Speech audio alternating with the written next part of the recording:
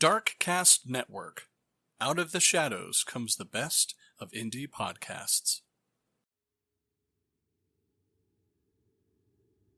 From dolls that seem to move on their own, to cursed playthings with sinister pasts, we're exploring the eerie tales of toys that refuse to stay put. Are these just legends, or is there something truly haunting lurking in the toy box? My name is DJ, and this is the Mythical True Crime Podcast.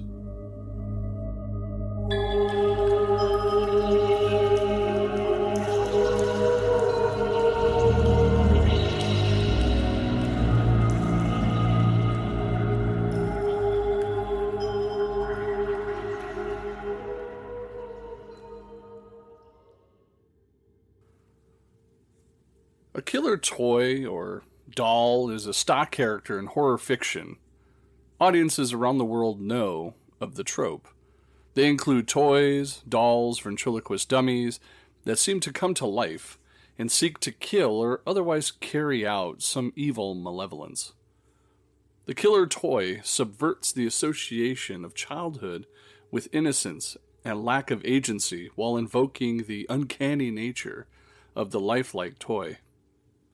Killer toy fiction often invokes ideas of companionship and the corruption of children, sometimes taking place in a dysfunctional or single-parent home.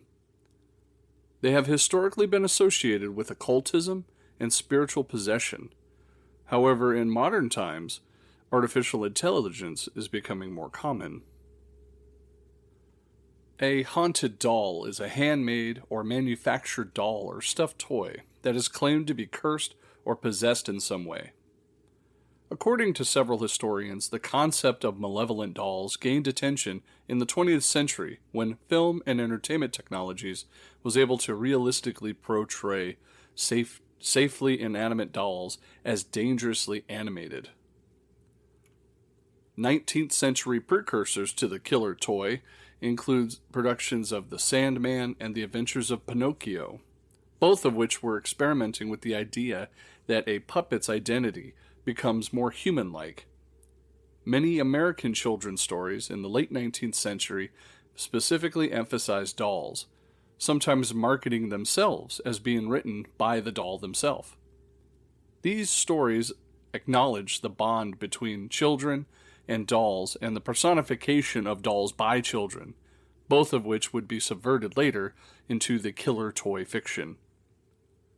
Ventriloquist dummies served as some of the earliest examples of unnatural toys in horror films, being established with Otto in the musical drama The Great Gabbo.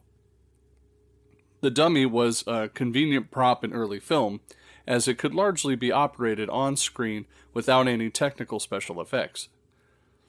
Dead of Night is the first identified example of a killer dummy in film, established its dummy Hugo by building the ideas of The Great Gabbo.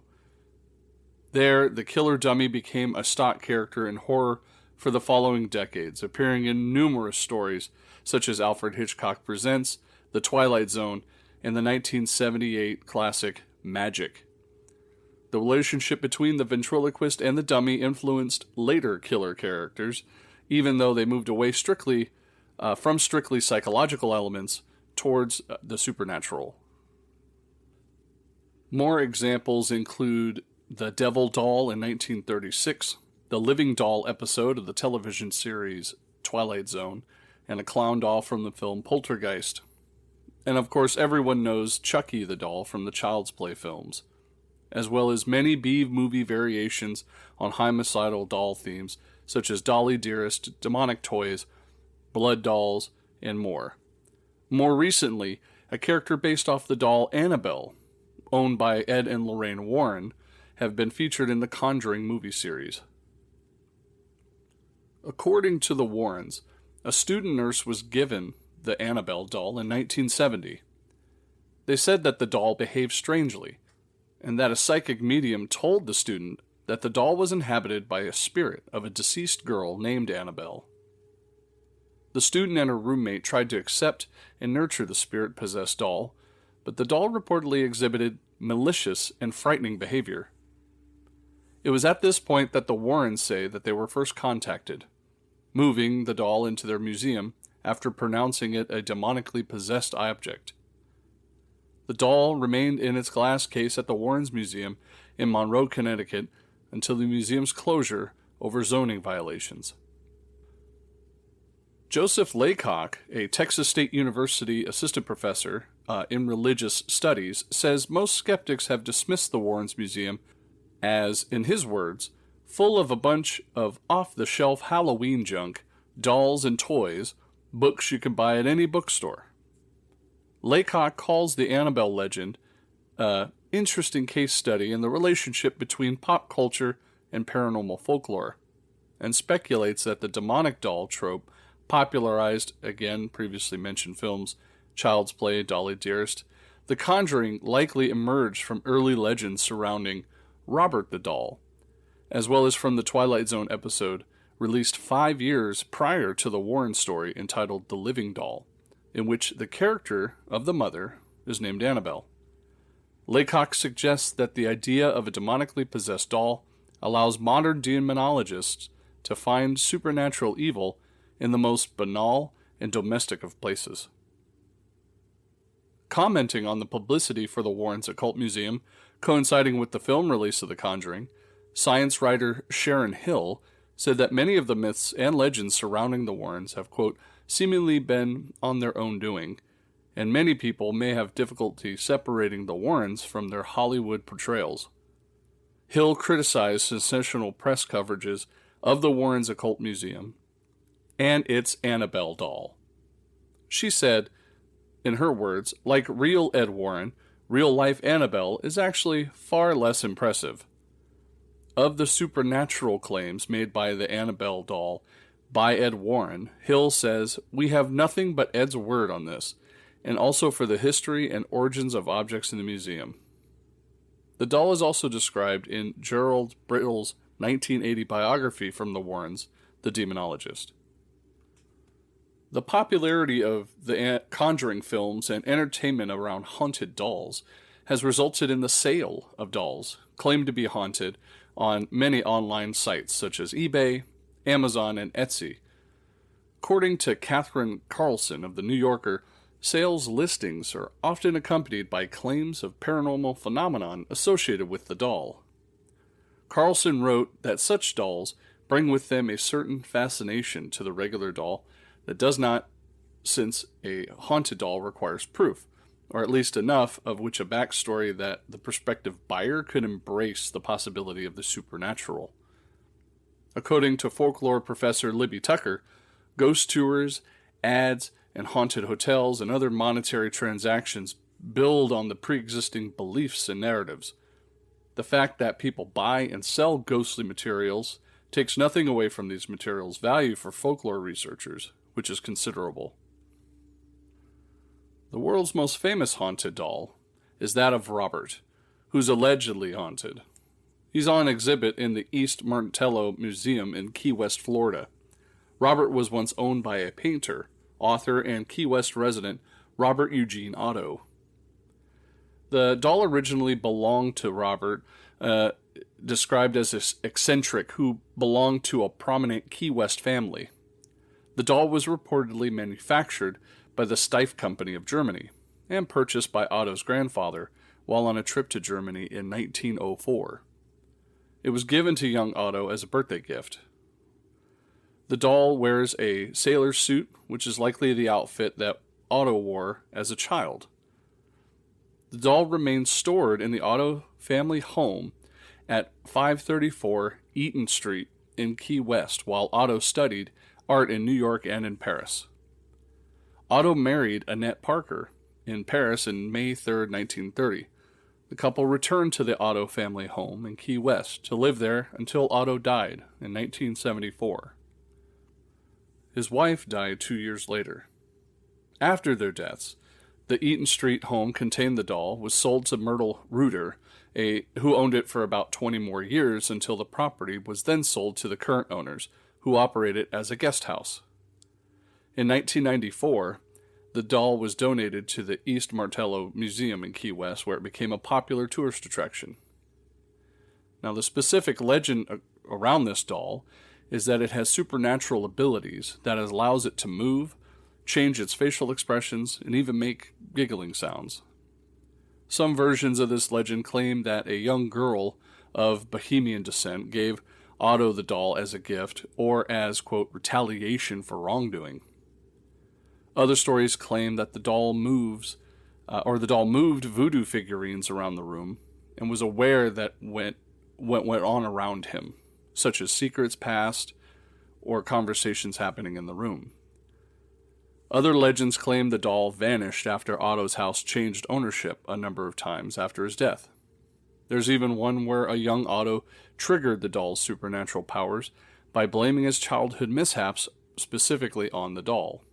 According to local legend, however, the doll has caused car accidents, broken bones, job loss, divorce, a cornucopia of other misfortunes. The museum visitors supposedly experience post-visit misfortunes for failing to respect Robert. Another supposed haunted doll is called Letta the doll. Kerry Walton of Brisbane, Queensland in Australia has appeared on a number of television programs with a doll that he claims to have been found while visiting an abandoned building in 1972. According to Walton, he named the doll Letta Me Out because of its supposedly supernatural characteristics. Walton claims that people have seen the doll move in front of them and that the doll has left visible scuff marks all around his house. Another story, according to modern Japanese folklore, in 1918, a teenager named Suzuki purchased a large doll from Hokkaido for his younger sister, Okiku, whom he gave the name to the doll. When Okiku died, her family came to the belief that Okiku's spirit was inhabiting the doll, and the hair on the doll started to grow. The doll resides in the Manjini Temple in Hokkaido, where it's claimed that a priest regularly trims Okiku's still growing hair. Another story is made in England or Germany between 1910 and 1920, is named Mandy. It's a porcelain baby doll donated to the Museum of British Columbia in 1991 that is claimed to have, again, supernatural powers. Mandy's eyes supposedly follow museum visitors. The doll has been featured on several American television shows, including that of Montel Williams. After this quick message, we'll be right back. Hello there, listeners. Whether you're new or you've been with me from the start, a great way to catch up and dive deeper into the world of mythical true crime is to check out my earlier shows. I've covered everything from Bigfoot to aliens and ghosts.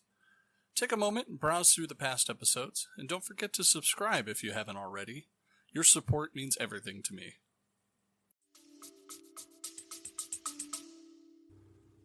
Considering some of the psychological effects that killer toys or haunted dolls bring, dolls represent objects that appear corpse-like, or both alive and dead, creating a sense of the uncanny. Most American audiences have heard of the uncanny valley, which represents the combination of human and inhuman qualities that produce discomfort in a viewer. A good example of this is early Shrek films, where the special effects to create the human-like characters were just off enough to create discomfort in the viewer. The uncanny nature of a killer toy creates a strong visual element, allowing for a prominent role in visual media such as film. Creators of killer toy films invoke the uncanny valley a lot, in which the toy looks realistic enough not to be disconcerting without looking realistic enough to look natural. The human mind naturally likes to seek out human faces, and it's more inclined to interpret personality from an object with a recognizable face. This phenomenon in humans is also known as pareidolia, which is a tendency for a perception to impose meaningful interpretation on nebulous stimuli, usually visual, so that one detects an object, pattern, or some kind of meaning when there actually isn't any. Killer toys in film can produce horror by invoking uncertainty before revealing the toy's nature with subtle changes or movements to create suspense, which it's unclear whether or not the toy is acting autonomously. Sigmund Freud's analysis of uncanniness in his essay, The Uncanny, was informed by the phenomenon's role in horror, and it's also regularly been used as a reference for psychological effects that killer toys have on audiences. Freud assumed that children don't make the same distinction between animate and the inanimate, while adults have an aversion to this by blurring living and non-living things due to the repression of childlike ideas. Killer toy fiction that features artificial intelligence, as of late, can evoke additional sense of horror, not presented in stories based on occultism. These stories reflect fears that they're expressed in the real-world discussions about AI, providing a more plausible justification for the toy's behavior and or creating a villain that could conceivably exist in our real world. They also invoke the uncanny in the toy's personality as well as its appearance, with artificial intelligence providing near-human demeanor. Now, other themes killer toys feature prominently is contemporary Gothic fiction, for example. They are more commonly established as the type of occultism or spiritual possession in which a toy is inhabited by a demon or some other entity. Killer toy can be contrasted with stories which friendly toys come to life, again, such as The Adventures of Pinocchio or even Toy Story, as well as other science fiction stories like androids or automatons. In popular consciousnesses, killer toys may also be associated with the uncanny human-like constructs, such as golems, mannequins, scarecrows, and statues. Killer toys subvert the traditional association of childhood with innocence and dependence, to the point that the doll has become a shorthand for childhood in the horror genre. The image of a toy accentuates this theme, conflating the childish appearance of a doll with gratuitously violent and profane behavior.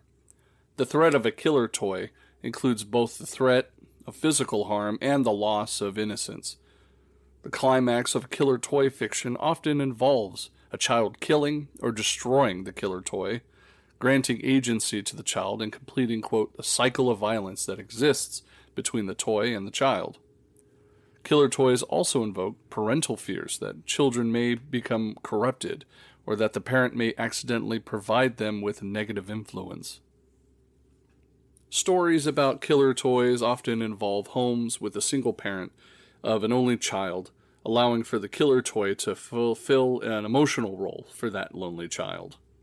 In these cases, the child character may develop an attachment to the toy, reminiscent to real-life projection of children's identities into dolls. The toy may also become dependent on the child to carry out its violence, creating a system of codependency and further blurring the individual identities of the child and the toy. The killer toy may also be used as a criticism for adulthood and consumerism, particularly how the concepts interact with children. Under this interpretation, however, the toy can be seen as carrying out revenge on adults as a proxy of that of the child. Feminine portrayals of killer toys rarely differ from masculine portrayals, with the focus typically being on the innocence and monstrosity rather than sexuality. One practical consideration for killer toys and films in particular is the need to convince the viewer that the toy is a legitimate physical threat to its victims. Due to the small size of most toys, and killer dolls are often depicted as using creative or sudden attacks as to not provide a good opportunity for self-defense. I think any one of us that has watched the Child's Play films know that if Chucky come running at us down a hallway, we would just kick the sucker out a window. Killer ventriloquist dummies invoke additional symbolic meanings by imbuing life into the toy that's already appeared to be living, and serves as an extension to the already living person. And this connection between the puppeteer and the puppet can invoke the idea of an evil doppelganger. The puppeteer has been recognized as a symbol for that extension of identity since ancient times, and the merging of identities between the puppeteer and the puppet have influenced the killer toy character way beyond its use with ventriloquist dummies. Dummies also reinforce the elements of childhood found in the killer toy fiction due to their small stature and childlike behavior while sitting on the ventriloquist's lap. Now, despite all this with the talk of killer dolls, the term voodoo doll commonly refers to as an effigy of which is typically used for insertion of pins. Such practices are found in various forms of the magical traditions of many cultures around the world. Despite its name, however, the voodoo doll is not prominent in African religions of Haitian Voodoo or Louisiana Voodoo. Members of the high priesthood of the Louisiana Voodoo have denounced the use of voodoo dolls, as it's irrelevant to their religion. The association of the voodoo doll and the religion of voodoo was established through the presentation of the latter in Western pop culture during the first half of the 20th century, as part of like a broader negative depictions of Black and Afro-Caribbean religions practiced in the United States. In John Huston Craig's 1933 book, Black Baghdad, The Arabian Night Adventures of Marine Captain of Haiti, a Haitian prisoner is described as sticking pins into an effigy to induce illness. Now, in the film, representations of Haitian voodoo and works of Victor Halprin's 1932 White Zombie and Jacques Tourneur's 1943 I Walked with a Zombie also involved the use of these dolls. Voodoo dolls are also featured in one episode of The Woody Woodpecker Show in 1961, as well as the British musical Lizoptomania, and films Creepshow, Indiana Jones and the Temple of Doom, The Witches of Eastwick, Child's Play, and Scooby-Doo on Zombie Island. By the early 21st century, the image of the voodoo doll has become practically pervasive. It's become a novelty item, available for purchase, with examples being provided in vending machines in British shopping centers. Even an article on, quote, how to make a voodoo doll, being included on WikiHow. Voodoo dolls were also featured in the 2009 animated Disney film, The Princess and the Frog, as well as Pirates of the Caribbean on Stranger Tides. In 2020, Louisiana Voodoo High Priest Robbie Gilmore stated, in her words, "It blows my mind that people still believe voodoo dolls are relevant to voodoo religion. Hollywood really did us a number. We did not stab pins in dolls to hurt people. We don't take your hair and make a doll, and worship the devil with it, and ask the devil to give us black magic to get our revenge on you. It is not done. It won't be done. And it never will exist for us."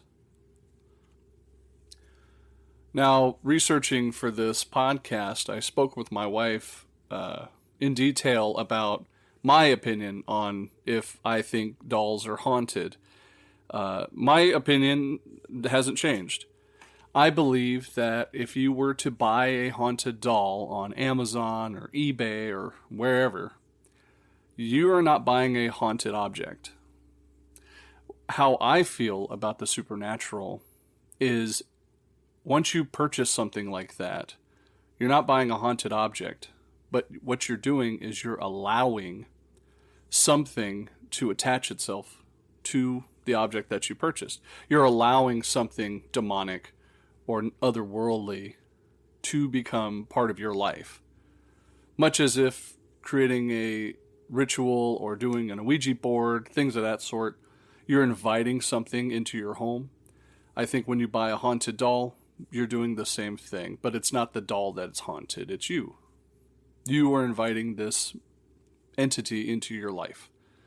And when it's in your life, for good or for bad, it's probably not in your best interest. So what did you think of tonight's stories? Haunted dolls really do seem to be everywhere, and everybody seems to be enjoying the Hollywood trope. But let me know in the comments, how do you feel about voodoo dolls, haunted dolls, and the like? And while you're sharing, please consider subscribing. I'm going to be adding new tiers to my Patreon, that of which will include early access to these episodes. So if you want to get these episodes earlier than their release date, sign up on my Patreon or continue to support me on Buzzsprout. They're the ones that host my podcasts. And every little bit goes a long way into helping me continue to provide this information for you and continue to upload. Speaking of uploading, YouTube has now updated their podcast section. Google Podcasts is no more, as many of you probably are aware.